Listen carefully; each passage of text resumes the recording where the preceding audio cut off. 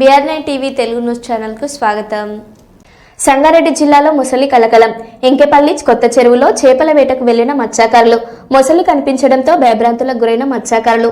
ఈ చెరువులో సుమారు 2 మొసళ్లు ఉన్నట్లు సమాచారం. చేపల వేటకు వెళ్లాలంటే భయపడుతున్న మత్స్యకారులు.